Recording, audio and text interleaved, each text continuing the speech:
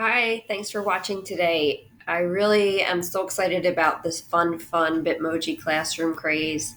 So there's three things I'm going to share with you today. One is my resources, and one of them is the person that made this that you're seeing right now, this adorable Bitmoji classroom. Another one is on YouTube. And then I'll share how to apply it in a CTE classroom because all of my resources are wonderful.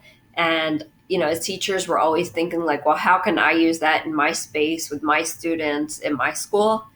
And so few of them are designed for CTE teachers, as you know, if you're a CTE teacher. So this is specifically tailored to using these in the CTE classroom where we're a very hands-on space, very project-based learning since the get-go. That's how we roll.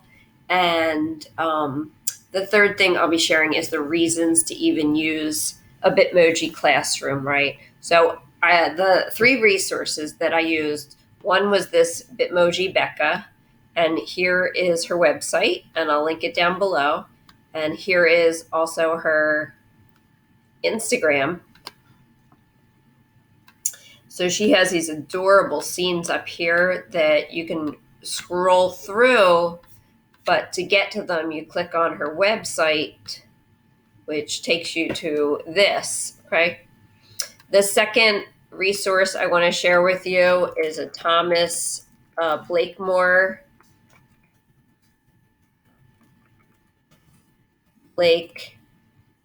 video, and he is so fun. And the video that I watched is so simple. That's what I love about it. So he has this Bitmoji classroom tutorial. And the third thing that I used was a website called Glitter Meets Glue. And she had a great list of how to use these in your classroom, which again is really awesome. It gave me some great ideas to start with, but in a CTE classroom, things are a little bit different. So those are my three resources. Then how you start to use it is pretty simple. You can go in, well, you can do it one of two ways. You can watch Thomas's video and then make your own, but you can go into Becca's website and you hit make a copy, and then she opens up tons and tons of classroom themes that she has put on Google Slides, and that's what I'm going to do. So here's the list of the slides that she has on this link, but she has several. She even has one that's from a bakery or a little juice bar, and this one is my absolute favorite right now. Farmhouse, so cute, right? So I actually go to the slide on the side here and I right click, and I'm going to copy it in entirety, take it over to a new Google slide, and then paste it, and it's complete. And then of course we're going to say do not link because her links do not match my classroom. I've already created my Bitmoji on my phone on an app, and then I added the Google Chrome extension on my laptop here. So now when I search Bitmoji, my little Bitmoji is there. And you can look up things like teaching, or teach is what I found is easy to find. There is cook, where us culinary teachers can find some really cute icons, or Bitmoji, sorry. And there was nothing for sew when I looked, but there might be, and there was nothing for fashion. So I just kind of had to apply what they had in different ways. But I adore this little coffee one, and I just cut and drag it, and it blows up on my little scene here. And then you just rearrange it to fit or be wherever you want it to be. I kind of match it for scale. You can tell, right? Just line it up just right. And then what you do next is each one of these little images, say you want to take the blackboard or this rose or the lights, right? Grateful and blessed. And what you do is you just click on it, highlight it to be in blue like that, and then go up to insert down to link. And then you can add the link right there. Apply link. Oh, it's not rolling. Let's see. Let me get a link. Here's a link.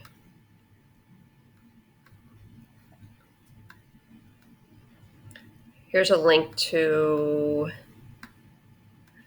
a video that I have, okay?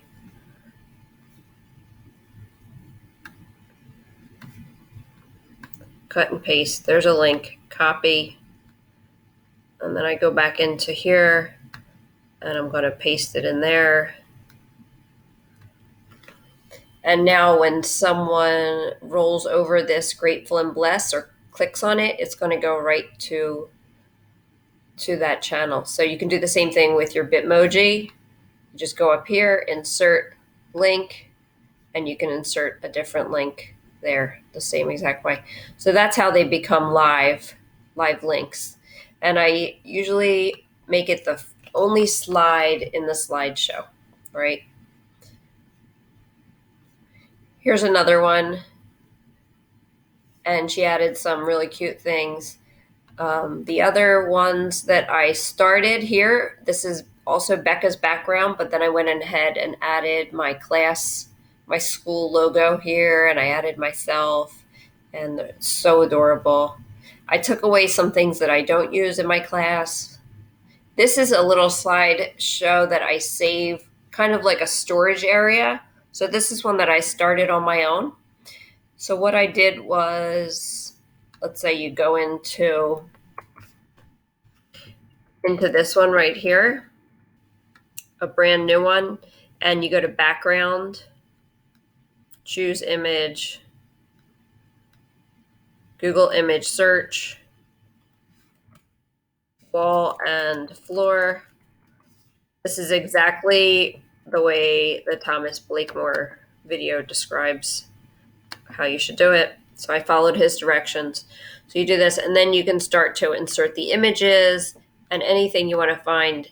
Insert image, search from the web. Right, but for us, Cooking Mama. Or you could do, also the other word you want to use is transparent background. And you'll be able to get some images that you can then add to the main screen.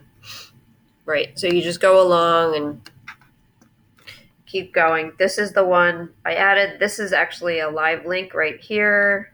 This is a live link to my textbook that I found as a PDF. Pretty amazing. This was my cooking Bitmoji, super cute. And of course I had to have some of the outdoors. And the other one that I started making was for my fashion marketing class.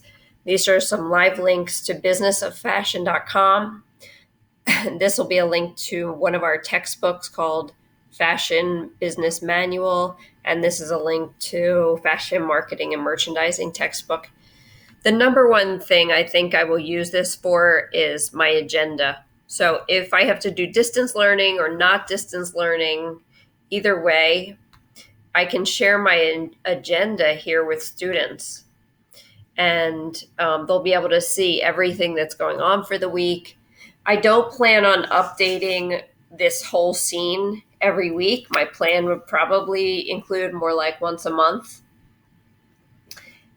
But really, the weekly agenda and student engagement are the top things that I will utilize the Bitmoji in my classroom for. The other thing I can use it for is extra credit or an enrichment page, further reading if students want to go ahead and explore different topics. I can merge visual and auditory learning when I use these, so the students that need either one or both can have access to it. I love that for my students who will be absent, they will be able to go on and say, what did we miss? And I say, oh, go look at our BitMoji classroom, and they can tell exactly what we did that day and even click on the link.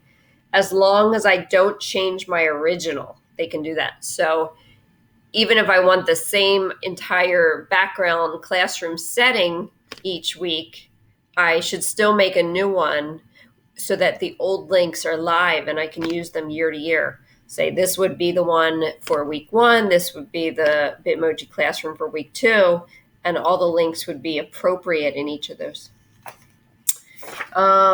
So specifically for a culinary classroom, I would definitely use this as to share resources with students for a flip type classroom, for enrichment if they want to preview the recipe, and definitely reflecting afterwards.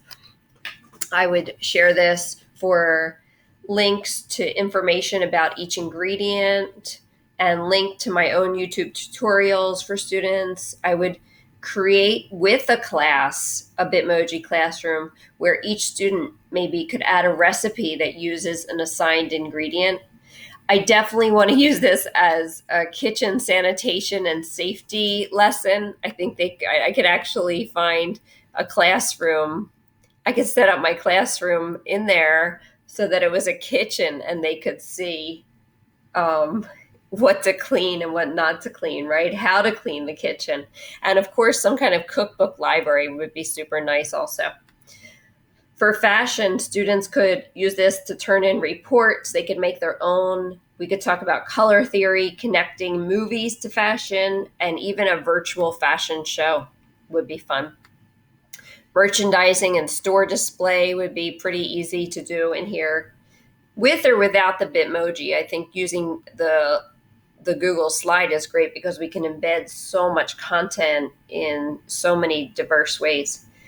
There's a Forrest Gump assignment that I love on Teachers Pay Teachers, and I could definitely connect that and a movie to trends and fashion history. I would love to make one of these about dyeing fabric, and I could include different cultures from around the world, different historical dye techniques.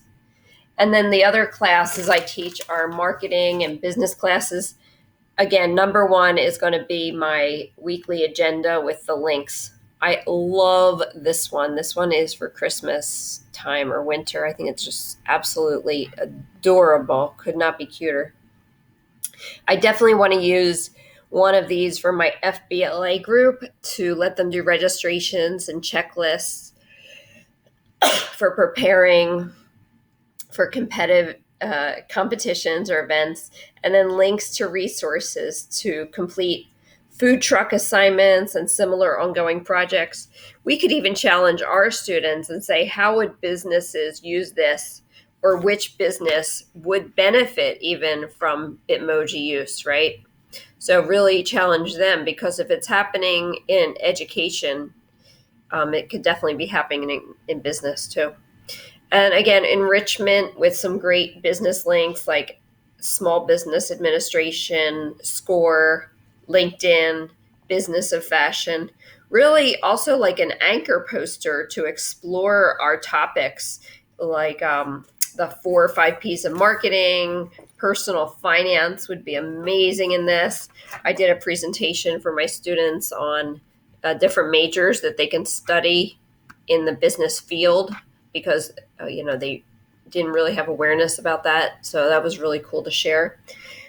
And the last thing I would say is bell work. Bell work would be so fun and manageable to do in here. I could link it to a Google form.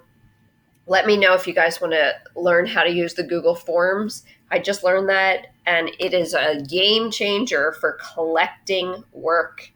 Google Form lets all their work be in the same place when I collect it, and lets me read it so rapidly. I'm in love with Google Forms right now. So let me know if you want to see a little tutorial on how I use that too.